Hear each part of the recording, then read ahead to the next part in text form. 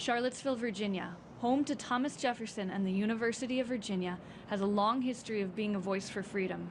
Now it can add freedom from drones to the list. Charlottesville's anti-drone resolution is the first of its kind in the nation. We have a very active group of socially conscientious activists, and they will often bring us issues that they see as emerging across the country. And so that is exactly what happened with the drone resolution. The resolution, which passed by a 3-2 vote, calls on the Virginia General Assembly and Congress to adopt legislation barring information obtained from drones by being used in court. And the city has adopted such a ban locally. The measure also endorses a proposed 2-year moratorium on drones in Virginia. Councilmember Dave Norris, who voted in favor of the bill, sees the issue as urgent. We know that this technology is already being heavily marketed to local law enforcement agencies and other groups, and there's even one county in Virginia that already purchased 2 drones for surveillance. And so we know it's coming, and we just felt like we wanted to get out ahead of it. However, not everyone in Charlottesville is on board. Vice Mayor Kristen Zakos voted against the resolution. She told other council members that the action is premature. This anti-drone thing to me seems to be sort of like outlawing planes because bombs can be dropped from them. The resolution that the council passed was a toned-down version of activist David Swanson's proposal for a no-drone zone.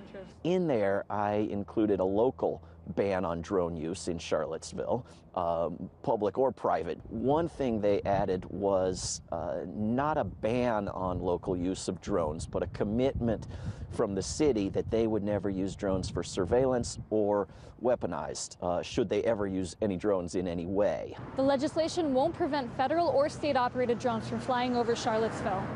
But the resolution has raised awareness and prompted other cities and states to take similar measures.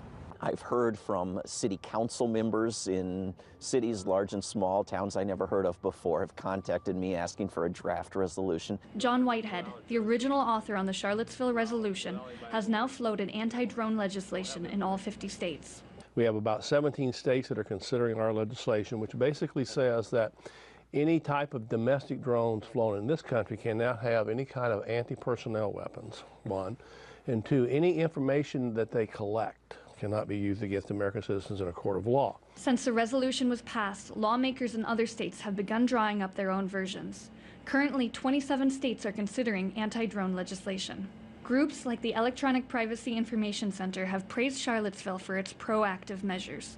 We've seen a growing increase in recognition that this is a problem and that there's a real privacy concern with the use of this technology. These bills not only are going to be talked about, but they're going to be passed, and there's going to be real rules for drone surveillance in the United States.